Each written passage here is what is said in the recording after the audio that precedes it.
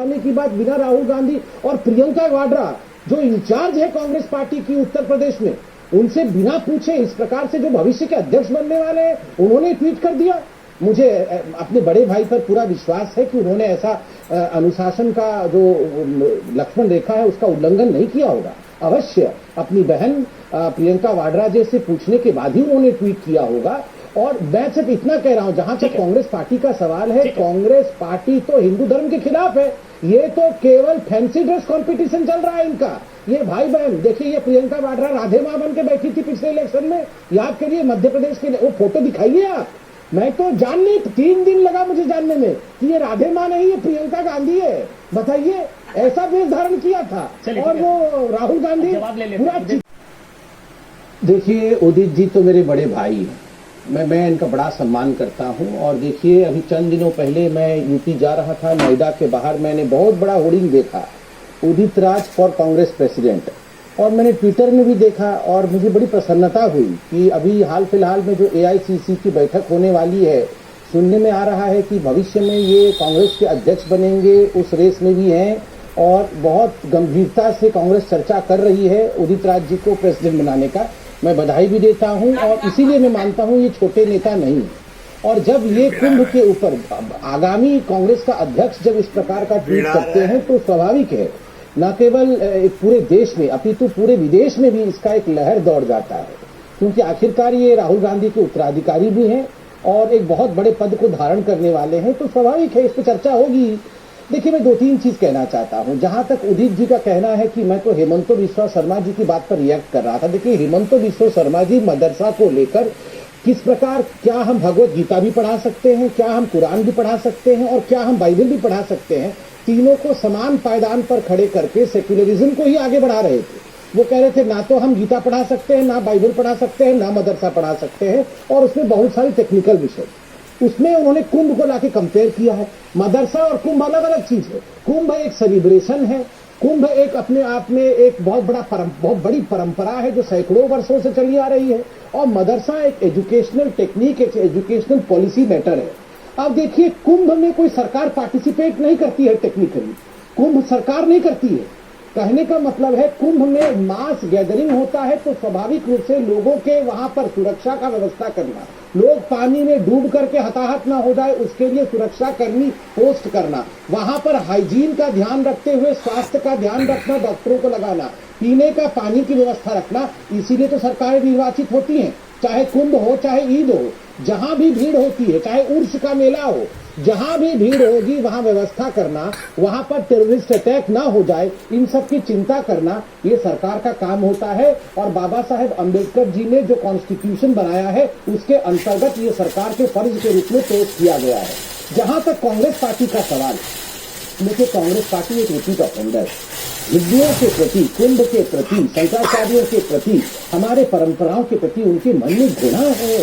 इन्होंने हिंदू आतंकवाद, आज तक पूरे विश्व में करोड़ों वर्ष से जब से हिंदू धर्म जन्म हुआ किसी की हिम्मत नहीं हुई ये कह दे साहब कि हिंदू आतंकवादी होते हैं।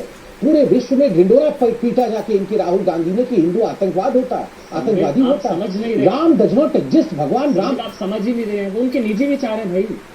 राहुल गांधी परिवार कहां से आ गया? देखिए उनके निजी विचार हैं, राहुल गांधी के इशारे पर नहीं कहा। और राहुल गांधी ने बहुत डांट लगाई आरोप लगा दिया है, मैं जवाब दूंगा। जी सर, मैं आ रहा हूँ जी उदित राज जी, मैं पूरा मौका दूंगा आपको, पूरा मौका दूंगा उदित राज जी।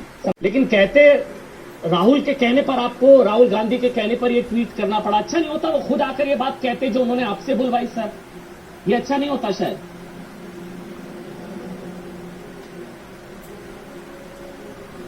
मेरे साथ मेरा ख्याल है धोखा दिया है। मुझे नहीं मालूम था एक डिबेट था, मैं डिबेट से भागता नहीं हूं, लेकिन आपका चैनल मौका नहीं देता है, इसलिए हमने कहा था कि 1 to 1 आपका है।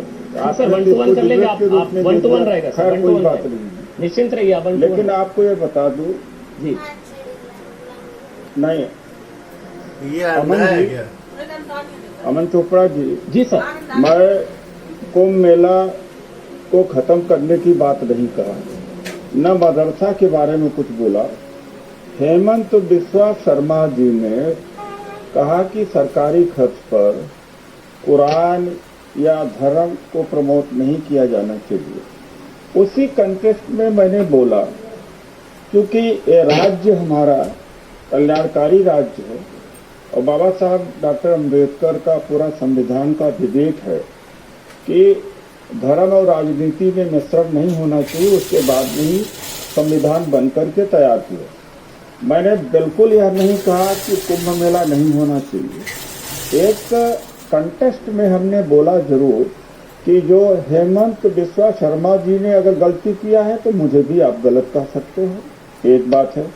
दूसरी बात है कि सुविधा अनुसार बीजेपी जब चाहे हिंदू धर्म का अपमान करे और जब चाहे हिंदू धर्म का ठेकेदार हो जाए। जब दलित लड़की हाथरस का उसको रात में जला दिया हिंदू धर्म रीति रिवाज के मामले में, तब तो इसीलिए तमाम बवाल नहीं हुए। क्या वहाँ हिंदू धर्म नहीं लागू हो रहा?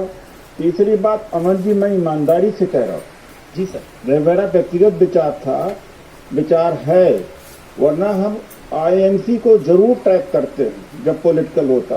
आई हैव अ राइट, मेरा अपना अधिकार है कि मैं अपना सामाजिक, धार्मिक और आर्थिक व्यक्तिगत विचार का अधिकारी हूँ, रख सकता हूँ। इसमें गांधी परिवार और कांग्रेस को घसीटने की क्या बात है?